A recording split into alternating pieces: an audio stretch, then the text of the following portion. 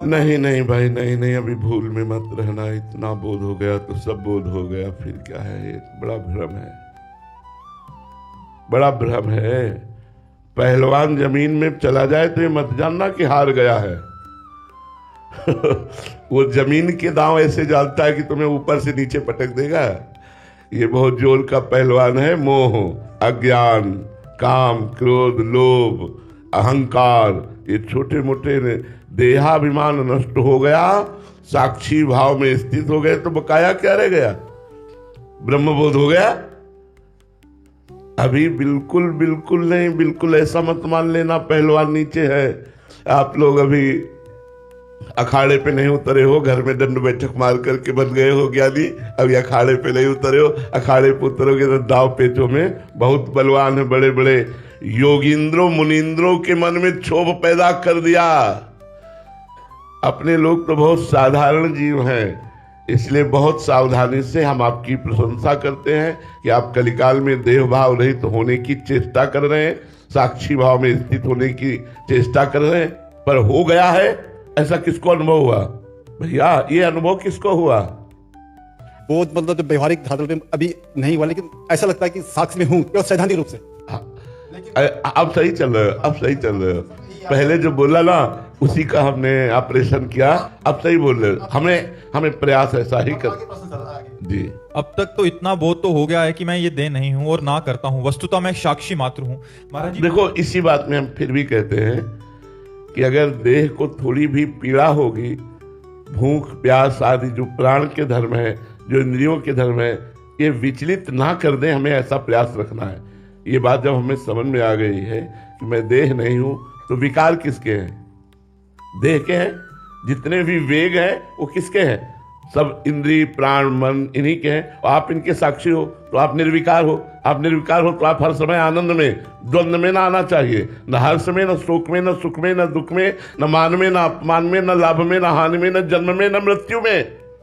तब माना जाएगा कि आप देहातीत भाव को प्राप्त हो चुके हैं, देह भाव रहित हो चुके हैं। अभी ऐसा भ्रम मत करना। देह भाव रहित होने का प्रयास कर रहे हैं, ऐसी भावना करना। ठीक है जी। परमात्मा रूपी जो चेतन तत्व मुझ में है वे सभी प्राणियों में है। मूलतः हम सब एक ही तत्व है, रूप अलग अलग है। महाराज जी सैद्धांतिक रूप से समझ में आने वाली ये बात व्यवहारिक धरातल पर उतर नहीं पाती। हम व्यक्ति के कारण तत्व को जानने के बजाय उसके आचरण में मूल्यांकन करते हैं। चूंकि हमारी बहिर्मुख दृष्टि है ना, जब तक हम क्रियामय दृष्टि रखेंगे तब तक कारण तत्व पर दृष्टि नहीं टिक पाएगी। और जब कारण तत्व पर दृष्टि रखेंगे तो क्रियाओं का महत्व नहीं होगा। जैसे क्रियाएं बिलग बिलग हैं। बिजली कारण तत्व है, हीटर, फ्रिज, कूलर, मशीनें, ये सब संचलित हैं, उनकी क्रियाएं अलग अलग हैं। क्रियाएं देखकर हम बिजली का निश्चय नहीं कर सकते। जैसे एक क्रिया है कि फ्रिज में एकदम ठंडा कर दिया और हीटर में एकदम गर्म कर दिया, तो बिजली कैसी? एक कहेगा गर्म, एक कहेगा ठंडा, एक कहेगा नहीं हवा देती है, एक कहेगा गड़ासा चलाती है, एक कहेगा जीवन है, एक कहेगा मृत्यु है। बिजली कैसी? इन सब क्रियाओं से परे वो है। ये क्रियाएं करणों की हैं। जैसा करण हुआ वैसे ही बिजली भासने लगती है। करण हुआ हीटर तो कारण बिजली भासने लगी गर्म, करण हुआ फ्रिज तो बिजली भासने लगी शीतल। वो क्या बिजली ना शीतल है ना गर्म है, वो कारण है, वो करण नहीं है। ऐसे ही कोई दुष्टता का स्वभाव करता है, कोई साधुता का स्वभाव करता है, यह है करण। लेकिन उनका जो कारण है वो एक ही है। ये क्रूरा अपि पापिनो न तसताम संभाष्य दृश्याचे सर्वान वस्तुतया निरीक्ष परम स्वाराध्य बुद्धिर्मम। जो क्रूर हैं, जो पापी हैं, जो दुष्ट हैं, वो भी मेरे साक्षात प्रभु हैं। ये मेरी दृढ़ मति है। क्योंकि ये क्रियाएं ऐसी है, लेकिन इनका कारण प्रभु तो एक ही है ना। ये जिसको बोध हो जाता है, अभी ज्ञान हुआ है, अभी केवल जानकारी हुई है। जब बोध हो जाएगा तो फिर ये क्रियाएं नहीं दिखाई देंगी, तत्व दिखाई देगा। अभी हमें तत्व नहीं दिखाई देता, क्रियाएं दिखाई देती। इसलिए गुरु प्रसाद से साधना में संलग्न रहो, धीरे धीरे आगे उन्नति हो जाएगी। शिवांश पांडे जी, राधे राधे। महाराज जी आपके श्रीमुख से कई बार सुना है कि अपने गुरुदेव में भगवान की भावना बन जाए तो बड़ी ही सहजता से भगवत प्राप्ति हो जाती है। महाराज जी इस भावना को साधक कैसे पुष्ट करे? देखो, इससे में तो मानना होता है। जैसे हम शालिग्राम भगवान गंडकी नदी से जब आते हैं तो पाषाण रूप ही होते हैं, लेकिन हम मान लेते हैं कि मेरे भगवान हैं, उन्हीं से हमारा मोक्ष भी हो जाता है, कल्याण भी हो जाता है। उनको स्नान कराना, उनका चरणामृत लेना, उनकी आरती उतारना, उनको भोग लगाना। हमारी मान्यता जब इतनी हो गई कि मेरे भगवान, तो धीरे धीरे हमको वो प्रेरणा करने लगते हैं कि आज तुम हमको पानी पिलाना भूल गए, आज तुम हमको रजाई उड़ाना भूल गए, आज तुम हमको अमुक। तो वो भगवान आपका भाव स्वीकार करके उस मूर्ति से भगवान अनुभव कराने लगे कि मैं हूं। भावना, तो जब हम गुरुदेव में भावना करना बड़ा कठिन है भगवान की, कि मेरे भगवान है। गुरुदेव के अनुकूल चलना, गुरुदेव जैसे कहें वैसे चलना, गुरुदेव जैसे चाहे वैसे हो जाना, ये तो बहुत बड़े भाग्यशाली की बात है। क्योंकि अपनी चाह मिटा देना, अपने मन की बात मिटा देना, अपना अहम गुरुदेव के चरणों में समर्पित कर देना, गुरुदेव के हाथ के खिलौने बन जाना, ये बड़े सौभाग्य की बात है। कोई बिरला होगा जो ऐसा होगा, नहीं तो क्यों म्यों ये लगा रहता है। कहने को सब होता है, गुरुदेव सब कुछ आपका है, लेकिन क्यों म्यों, जिसके जीवन में क्यों नहीं है, अगर नहीं है, मगर नहीं है, पर नहीं है। गुरुदेव परमात्मा तो है, पर अगर गुरुदेव परमात्मा है तो अगर मगर पर, लेकिन यहां बिल्कुल प्रवेश नहीं।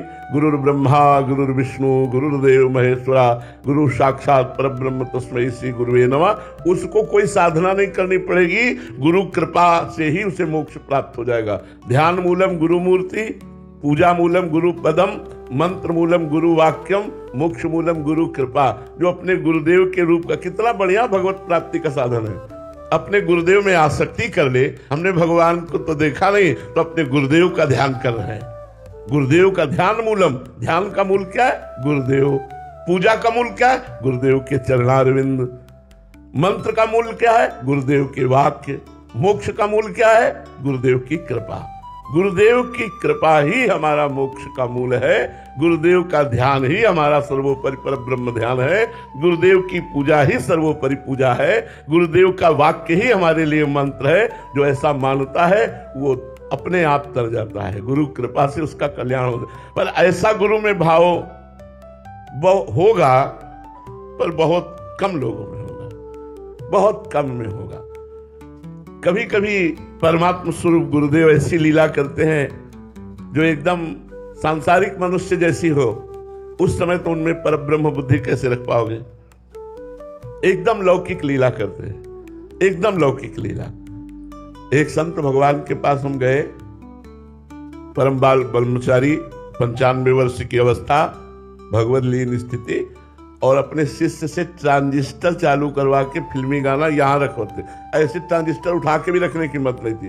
तो जब हम उनके दर्शन करने गए, 2-4 लोग साथ, तो जो साथ थे पहले उनसे कहा कि दोस्त दृष्टि मत करना, बड़े लीला बिहारी है, चुपचाप केवल इनको भगवान मानकर प्रणाम करना, इनकी बाहरी चेष्टाएं मत देखना। तो बाहरी कुछ ऐसी लौकिक चेष्टाएं होती हैं जिनसे हमको ये लगता है कि परब्रह्म परमात्मा कैसे हो सकते हैं, ये कैसे हो सकते हैं। परब्रह्म परमात्मा तो निर्विकार चिदानंदमय, कोई विकार नहीं, कोई चाह नहीं, इनमें तो एक छोटी सी वस्तु की चाह है। जब हम गुरु में क्यों म्यों लेकिन अगर प्रश्न मगर ये सब हटा दें और केवल मेरे परब्रह्म परमात्मा है उनके आदेश पर हम चले, तो हमारी बात बन जाए। समर्पण करने की बात तो सब करते, लेकिन समर्पण कोई बिरला ही कर पाता है। अर्जुन जी जब अभिमन्यु जी वीर गति को प्राप्त हुए तो बहुत रुदन कर रहे थे। भगवान ने समझाया कि मेरा भी तो भांजा है, बहुत समझाया कि अभिमन्यु मेरा भी भांजा है, देखो मैं विकल नहीं हो रहा हूं, वो वीर गति को प्राप्त हुआ, तुम विकल क्यों हो रहे हो? फिर भगवान ने कहा, अर्जुन तुम तो कहते थे हम सब कुछ समर्पण किए हुए हैं, तो मेरी वस्तु मेरे पास चली गई तो तुम्हें रोना क्या? चलो मैं तुम्हें दिखाता हूं मेरे समर्पणकारी भक्त कैसे होते हैं। और मोरक ध्वज के पास ले गए, माया से सिंह बनाया, और आप एक साधु वेश में गए, भगवान के वेश में नहीं। मोरक ध्वज से कहा मेरा सिंह भूखा है। तो सिंह कोई हलवा पूरी घास तो खाएगा नहीं, सिंह तो मांसाहारी है। तो उनका भगवान हम लोग तो वैष्णव हैं, आप आज्ञा करें तो कसाई वाड़े से जाएं और मांस खरीद कर सिंह के लिए लाएं। बोले इसकी आवश्यकता नहीं है, आपका पुत्र है ना, उसी को काट के खवा दीजिए। भगवान के रूप में भगवान नहीं गए थे, संत रूप में गए थे। और बोले काटेगा कौन? माता पिता दोनों। और बीच से आरे से चीरेंगे। और खास बात, न माता पिता के आंसू गिरने चाहिए न पुत्र के आंसू। बलिहारी उन महापुरुषों की बड़ा चरित्र है उनका, उन्होंने ऐसा ही किया। यह है समर्पण। गुरु को समर्पण, इष्ट को समर्पण की बात आती है, और जब वो इस बात की परीक्षा लें या यह हमारी वस्तु है प्रयोग करना चाहे, तब वो समझ में आता है कि समर्पण केवल जबान का होता है, हृदय से नहीं होता। कोई बिरला होता है जो हृदय से समर्पण करता है, प्रश्न ही नहीं उठता है। वास्तविक समर्पण का स्वरूप है जैसे ये वस्त्र। अब इस वस्त्र को हम चरणों में बांधे, हम ओढ़े, हम माथे में लगाएं, हम पूजे, हम पैरों से रौंदे, ये हमारा वस्त्र है। ऐसे ही जब आप समर्पित हो गए, आपका मान करें, आपको प्यार करें, आपको अपमान करें, आपको देखें, आपको न देखें, आप मेरे हैं। समर्पण बहुत बड़ी चीज है। नवीं भक्ति समर्पण है, आत्मसमर्पणम। तो जो गुरु को आत्मसमर्पण कर देता है और भगवान के भाव से देखता है, वो निश्चित भगवत प्राप्त हो जाता है। आत्मसमर्पण करने के लिए आपको मानना होगा कि मेरे गुरुदेव भगवान है। मानना क्या, गोस्वामी जी कह रहे हैं, बन्नो गुरुपद कंज कृपा सिंधु नर रूप हरि महामोह तम पुंज जासु वचन रवि कर निकर। महामोह में अंधकार का नाश करने के लिए जिनके वचन सूर्य के समान है, उन गुरुदेव भगवान की चरण वंदना करता हूं, जो साक्षात हरि ही नर रूप धारण किए हुए। साक्षात हरि ही नर रूप धारण किए हुए। ये बात हमारे ध्यान में आ जाए कि मेरे गुरुदेव हरि ही है जो नर रूप धारण किए हुए हैं। गुरु साक्षात परब्रह्म तस्मै श्री गुरुवे नमः। गुरु के वचनों में दृढ़ विश्वास हो जाए। भक्तमाल जी में एक चरित्र आता है कि एक गुरुदेव भगवान अपने शिष्य से संत सेवा कराते थे। तो एक दिन उन्होंने कहा कि बेटा, मैं कुछ तुम्हें बताना चाहता हूं, लेकिन जाओ तुम अभी भिक्षा मांग करके लाओ और फिर हम तुम्हें बताएंगे। तो 2-4 दिन वो अन्न एकत्रित करते थे और जो अन्न आ जाता था उसी से साधु सेवा करते थे। तो वो भ्रमण करने के लिए गए। जब लौट के आए तो देखा आश्रम में भीड़ लगी है। उन्होंने आश्रम में आके पूछा क्या हो गया, तो उनका गुरुदेव आपके पधार गए। बोले ऐसा नहीं हो सकता, हमारे गुरुदेव ने हमसे कहा था कि जब तुम लौट के आओगे तो हम तुमको एक बात बताएंगे। तो पधार कैसे सकते हैं? और बोले तो पधार गए। बोले ऐसा हो ही नहीं सकता। देखो विश्वास, भक्तमाल में लिखा हुआ है चरित्र में, ये विश्वास देखो। और गुरुदेव के पास गए और चरणों में प्रणाम किया। बोले महाराज जी भिक्षा मांग करके आ गए, अब आप जो आप बताना चाहते तो बता। गुरुदेव उठ के बैठ गए। गुरुदेव जब पाषाण में भगवान प्रकट हो सकते हो तो चैतन्य घन है, कहीं कहीं कोई ऐसा एक कण भी नहीं। मुर्दे में भी भगवान है। एक अवतार भगवान का मुर्दे से हुआ। जब वेन के शरीर का मंथन हुआ, जो मृत शरीर का वेन का, तो दाहिनी भुजा से भगवान पृथु और बाई भुजा से महारानी अर्ची जी का अवतार हुआ मृत देह से। तो मृत देह में भी भगवान है। मृत देह में भगवान है। जो ही उन्होंने आवाहन किया, गुरुदेव आपने कहा था कि मैं आपको, उठ के बैठ गए और बोले बेटा हम यही कहना चाहते थे कि जैसी श्रद्धा तुम हम पर करते हो, ऐसी श्रद्धा हर साधु महात्मा पर करना। तो बोले गुरुजी अब 1 वर्ष हम सेवा करेंगे और आप बैठ करके देखें, और जब 1 वर्ष में आपको लग जाए कि हम ठीक कर रहे हैं तो फिर आप परम धाम चले जाना। 1 वर्ष तक गुरुजी जीवित रहे। ये भक्तमाल में, ये तो कथा की बात है। पूज्य श्री हरि बाबा जी बांध अनूप शहर में हरि बाबा जी नाम कीर्तन करते तो कुछ निज जन आते। उनमें एक निज जन का शरीर पूरा हो गया। हरि बाबा ने कहा वो आज कीर्तन में नहीं आए। तो बोले महाराज जी वो कीर्तन में क्या आएंगे, वो तो पधार गए, उनका शरीर पूरा हो गया। बोला ऐसा कैसे हो सकता, बिना कीर्तन किए कैसे जा सकते? उनको लाओ।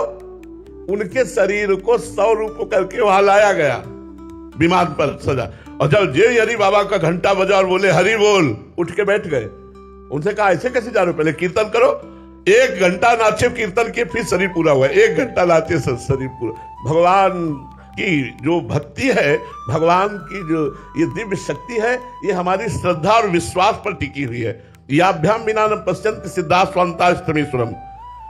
गुरुदेव भगवान मेरे हैं, आहा मुझे स्वीकार कर लिया, आहा मेरी तरफ देख लिया, आहा कृपा करके मंत्र दिया, जय हो, नाम दिया, जय। अब हम तो निहाल हो गए। अब हम तो हमारा तो कल ये किसी बड़े भाग्यशाली शिष्य के हृदय में भाव आएगा। नहीं, वो संसारिकता पे जोड़ने लगता है, वो संसारिकता का भाव लाने लगता है। बड़ा विचित्र खेल है, बड़ा विचित्र खेल है। अगर संतों में भगवत भाव हो जाए, गुरु में भगवत भाव हो जाए, तो फिर और किस भगवान की प्राप्ति करनी है। हम अपने परम ब्रह्म से मिल रहे हैं, गले लग रहे हैं, देख रहे हैं, सुन रहे हैं, बस बढ़िया काम बन जाए। ये तो बड़ा दुर्लभ बात है बच्चा अपने गुरु में भगवान भाव कर पाना। गोपाल चांडक जी। राधे राधे महाराज जी। महाराज जी, आप कह रहे हैं कि जैसे महाराज जी आपने बोला कि अभी वानियों का बहुत निरादर हो रहा है कि घर में लोग जानते ही नहीं है, तो आपने, क्योंकि आज लोग बहुत डिजिटल मोबाइल आदि का ही प्रयोग करते हैं, तो एक एप्लीकेशन बनाया जिसमें 800-900 वानियां उसमें प्रकाशित की गई हैं कि जैसे गीता प्रेस से जो भी वाणी मिलती है वहां उसको आप सर्च करके, जैसे जो भी साहित्य कल्याण पत्रिकाएं, तो कह रहे कि हमने इस प्रयास किया है कि आप मोबाइल से ही उसको पढ़ बहुत सकें, अच्छा, बहुत अच्छा, ताकि लोगों तक पहुंच सके। ऐसा आप हाँ, बहुत अच्छा, बहुत अच्छा, ऐसा करना चाहिए। हम कहते हैं कि यदि आप अपना मंगल चाहते हो तो धर्म ग्रंथों का सम्मान करना सीखो, अपने इष्ट की छवि का सम्मान करना सीखो। जय, आप देखो किसी पीपल के नीचे कितने लक्ष्मी गणेश जी मिलेंगे, कितने भगवान के विग्रह, ऐसे ही गली चलते, कैसे तुम पूजा करते हो? एक दिन सिंहासन में बैठा ला, दूसरे दिन पेड़ के नीचे रख दिए, तीसरे दिन नदी के किनारे फेंक दिए। तुम क्या मूर्ति पूजा करते हो? क्या उनको भगवान मानते हो? एक छवि को टांग करके भगवान मांगा, दूसरे दिन उतार करके रख दिया, ऐसे क्या भगवान मानते हो? अगर भगवान मानते हो तो प्राणपन से उनकी आराधना करो, तो वहां भगवान प्रकाशित हो जाएंगे। एक झोला है, अब उसमें गणेश जी छपे हैं, भगवान की छवि छपी है, भगवान का नाम लिखा है, साधारण सामान ला रहे हैं, उसी में जूता ला रहे हैं, उसी में सामान, और वो उसमें नारायण लिखा हुआ है, हरि लिखा हुआ है, ऐसे नामों से संबोधित, राधे श्याम लिखा हुआ है। ऐसे हमने कई पढ़े कि भगवान नाम लिखा। अरे यार, कम से कम सनातन धर्मावलंबी हो। महत अपराध होता है, ऐसी कंपनी वालों की बुद्धि भ्रष्ट हो जाती है और नरकगामी होते हैं। इसलिए बहुत होश में अपनी व्यापार की बिक्री के लिए भगवान की छवियों को मत छापिए, भगवान के नाम का सहयोग मत लीजिए। अंदर नाम जप कीजिए, बाहर व्यापार अपना जो सामग्री उसको यथोचित रूप से प्रकाशित कीजिए, लेकिन भगवान के सहारे नहीं कि उसमें भगवान का नाम छाप दिया। आप नाम छाप दिए, उसका सम्मान होगा, आपने रूप छाप दिया, उसका सम्मान होगा, लेकिन लोगों की बुद्धि केवल रुपये तक है, धर्म तक जा ही नहीं रही है कि ऐसे कैसे छाप दिया गया। महाराज जी ऐसा वो बोलते हैं कि इससे मंगल होगा, क्योंकि कोई भी कार्य करने से पहले भगवान का नाम लिख दिया, तो भगवान का नाम स्मरण करने से मंगल होता है। यश स्मरण मात्रेण, लेकिन नाम लिख दिया है, और नाम लिख करके वो पैरों के नीचे पड़े, वो कबाड़ में पड़े, वो गंदगी में फेंक दिया जाए झोला, वो ऐसे उसी में पादुका ला ऐसे झोला रखा। कई बार हमने देखा है कि झोला, एक बैग रखी हुई, उसमें नाम लिखा हुआ है राधे श्याम, वो कपड़े वाली जैसे ऐसे, और वही पादुका उतरी, वही झोला रखा है। देखो वो नाम है जो सिंहासन में रखकर हम आरती करते हैं, उसी नाम का होश में ऐसी वस्तुओं का प्रयोग नहीं करना चाहिए। अगर प्रयोग करो तो इसे उच्च आसन पर रखो, क्योंकि इसमें भगवान का नाम लिखा हुआ। हम महत्व तो नहीं कर रहे, इसलिए नाम जप नहीं चल पा रहा है, इसलिए हमारी भक्ति नहीं बढ़ पा रही, इसलिए हम भगवान की केवल आरती करते, कुछ अनुभव नहीं हो पा रहा है। कई ऐसी छवियां देखी जो गली में पड़ी मिली, यमुना किनारे देखो, कई ऐसी आपको मूर्तियां और छवियां पड़ी मिलेगी। अगर आपको ऐसा ही करना है तो समाधिस्थ करो, यमुना किनारे जमीन खोदिए और पुष्पमाला सहित उस छवि को समाधिस्थ कीजिए, प्रणाम कीजिए समाधि दे करके, और भावना कीजिए, हे प्रभु आप कृपा कीजिए, जो नई छवि विराजमान आप उस पर विराजमान। भावना का सारा खेल ऐसे फेंक दिया तो वो भगवान देख रहे हैं। आप कीजिए, बहुत अच्छा कर रहे हैं, बहुत अच्छा कर रहे हैं जो आप सदग्रंथों को, ये बहुत सुंदर बात है, क्योंकि मोबाइल जेब में है, हर बात आप पढ़ सकते हो, तो ऐसे जरूर करना चाहिए। आपने बहुत अच्छा किया, जो भाई जी महाराज की मेहनत है उस जन जन पर पहुंचे। जैसे भाई जी और महाराज जी की जो पुस्तक है सारे सजी, उनको सबको ऑडियो में भी उपलब्ध करवा रहे हैं, तो चलते चलते सुन ले।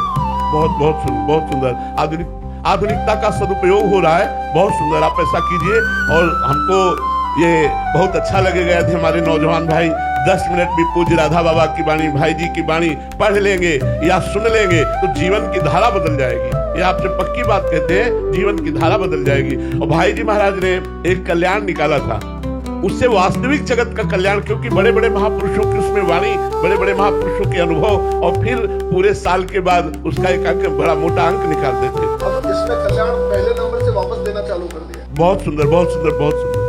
राहुल मित्तल जी, बेंगलोर से। राधे राधे महाराज जी। महाराज जी, मैं एक बड़ी मल्टीनेशनल कंपनी में बड़ी पोस्ट पे कार्यरत हूँ। महाराज जी, मैं अपने काम को लेकर बहुत टेंशन लेता हूँ, सुबह से शाम दिमाग में बस काम ही काम चलता है, जिससे गुस्से पर भी कंट्रोल नहीं रहता, इससे स्ट्रेस आ जाता है। महाराज जी, ऐसी स्थिति में मुझे क्या करना चाहिए? हम ये पूछ रहे हैं कि जितने लोग बैठे हैं, किसके दिमाग में काम नहीं चलता है? उसी के दिमाग में काम नहीं चलता जिसके दिमाग में राम चलता है। जिसके दिमाग में राम चलता है उसी के दिमाग में नहीं चलता। नहीं तो सब लोग बैठे हो, सब लोग बताओ, सबके दिमाग में काम चलता रहता है। अभी आप सत्संग में बैठे हो, लेकिन काम चल रहा है, या 5 मिनट में खत्म होगा, इसके बाद ये चलना है, वो चलना है, वो गणित चलाता रहता है। मन कभी शांत नहीं रहने देता। मन शांत उसी का रहता है जो राम में लगता है, जो भगवान में लगता है। तब लगी कुशल न जीव कहूँ, सपने हो मन विश्राम, जब लगी भजत न राम को, शोक धाम तज काम। यदि नाम जप करने लगो भैया, नियम पूर्वक, तो आपको शांति मिलने लगेगी। थोड़ा सत्संग का नियम बनाओ, 30-40 मिनट सुनो और काउंटर ले लो। नाम जप करते हो आप यार, तो फिर कैसे दवा नहीं खाओगे तो फिर कैसे ठीक होगे। हाँ, दास नाम भवभीर सधरन घोर त्रैशूल, जिनका नाम दैहिक दैविक भौतिक तीनों तापों को मिटा करके बहुत समुद्र से पार कर देता है। आज नियम लो कि 50,000 नाम जप करेंगे, राधा राधा राधा राधा। फिर हमको बताना ये बड़ी कंपनी, ये बड़ा पद, ये बड़ा बैंक बैलेंस, बड़ी सुविधा, ये शांति नहीं दे पाएंगी। और ये कितने दिन टिकोगे? आखिरकार जब शरीर पूरा होगा तो सब यही छूट जाएगा, कोई अपने काम आने वाला नहीं। इसलिए भाई बड़े भाग्यशाली हो, वृंदावन आए हो, वृंदावन में परम पावन भूमि रज पर बैठकर सत्संग सुन रहे हो। आज नियम ले लो कि मैं रोज 50,000 नाम जप करूंगा। 24 घंटे में जब आपको समय मिले, चलते फिरते काउंटर है, राधा राधा राधा राधा राधा, और कम से कम 10 मिनट सत्संग सुनूंगा। 2 बातें आप पकड़ लो, 10 मिनट सत्संग सुनूंगा किसी महात्मा का और 50,000 नाम जप करूंगा। अगर आप ये नियम ले लो, फिर आप हमें अगली बार मिलना, बताना कैसा लग रहा है। लोगे नियम? हाँ बिल्कुल। काउंटर समझ रहे ना, आप उसे खरीद लीजिए, अंगूठी की तरह अंगुली में ऐसे डाले रहिए और राधा राधा राधा राधा राधा, बहुत बढ़िया मंगल हो जाएगा, आप देख लेना। मोहित जी महाराष्ट्र से, राधे राधे महाराज जी। महाराज जी, आपके श्री मुख से सुना है कि तुम जो कार्य कर रहे हो वो सब भजन माना जाएगा, तुम्हारा चलना परिक्रमा है, तुम्हारी निद्रा समाधि मानी जाएगी। महाराज जी, ऐसा भजन कब और कैसे होता है? जिस समय हमारा तन मन वचन प्राण अहंकार सब कुछ श्री भगवान के चरणों में समर्पित हो जाता है, तब फिर उसकी हर चेष्टा भजन होती है। जब अपनापन न शरीर में रह जाता है, न किसी व्यक्ति में रह जाता है, न किसी वस्तु में रह जाता है, केवल परमात्मा में, प्रभु में रह जाता है, तो उसका चलना परिक्रमा है, उसका बोलना स्तुति है, उसका भोजन पाना हवन यज्ञ है, और उसका शयन करना निद्रा समाधि स्थिति। वो निद्रा समाधि स्थिति, ये स्थिति तब आती जब अहम का सर्वस्व समर्पण हो जाता है, प्राणों का समर्पण हो जाता है।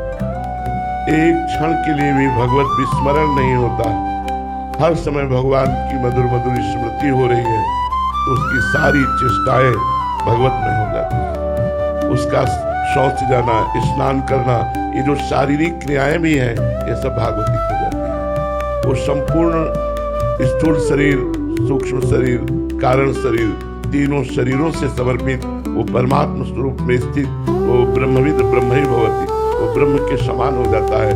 ऐसा महापुरुष जिसकी सारी चेष्टाएं भागवती को, जिसके हृदय का अहम भगवान में तन्मय हो गया हो, जिसकी मन की एक एक वृत्ति भगवदाकार हो गई हो, ऐसी स्थिति होती है जैसे ये निद्रा समाधि। अभिलाषा जी हैदराबाद से, राधे राधे महाराज जी। महाराज जी, भगवत गीता के 18वें अध्याय में कहा गया है कि जो सच्चे भाव से गीता जी का प्रचार प्रसार करेगा, गीता जी की कही बात पर चलकर औरों को भी गीता को ज्ञान प्रदर्शित करेगा, तो ऐसे में उनको प्रभु की प्राप्ति का संयोग बैठेगा। फिर महाराज जी, एक में कहा गया कि ये बहुत गुप्त विषय है, इसे तपस्वी। महाराज जी, दोनों भाव इस बात को समझना है, जो तपस्वी नहीं है, जो श्रद्धालु नहीं है, जो भक्त नहीं है, जो आस्तिक नहीं है, भगवान ने मना किया है ऐसे उपदेश नहीं। हम कैसे पहचाने कि कौन भक्त है कौन अभक्त है? हमारी बुद्धि तो वैसे शास्त्रीय बात जो है कि जब कोई हमसे पूछे तब हम प्रश्न का उत्तर दें, या कोई हमारा प्रियजन हो, जब हम देख लें कि हमारी बात पे श्रद्धा करता है, तब हमें उपदेश करना चाहिए। एक घर में पूज्य श्री जयदयाल गोयनका जी, पूज्य राधा बाबा, कई महापुरुष गीता जी का उपदेश देने के लिए गए। तो जब संत गए तो आदर किया, बैठाला, उन्होंने कहा हम गीता के विषय में बोलना चाहते। बोले तो मरने के बाद सुनाई जाती, हमारे यहाँ मत सुनाना, हमारे यहाँ कोई मरा नहीं है, ये तो मरने के बाद सुनाई जाती। और जयदयाल जी ने बहुत समझाने की कोशिश की, उन्होंने गीता जी नहीं सुनी। एक अभी आए थे, प्रश्न आया था कि हमारे उधर ऐसी मान्यता है कि तुलसी माला वो विधवा डालती है। हाँ, ये देखो संसार की गलत गलत धारणाएं है ना, तो हमें लगता है कि जो श्रद्धालु हो, आस्तिक हो, आपका श्रद्धा करता हो, आपकी बात पर श्रद्धा करता हो और सुनना चाहता हो, ना सुनने वाले को नहीं सुनाना चाहिए, जो सुनना नहीं चाहता उसे नहीं सुनाना चाहिए। सुनना चाहता हो ऐसों को भगवत उपदेश करना चाहिए, ऐसों को नाम का उपदेश करना चाहिए, ऐसों को गीता जी का उपदेश कर। श्रद्धालु को सुनाने से कोई फर्क नहीं पड़ेगा, आपका उपहास ही होगा, कोई उससे लाभ नहीं मिलेगा। तो जो श्रद्धालु हो, देखो भगवान ने स्वयं गीता जी तब तक उदय नहीं की अपनी वाणी से जब तक अर्जुन रथी बनकर बैठे रहे। जब नीचे उतरे, भगवान के चरणों में गिरे,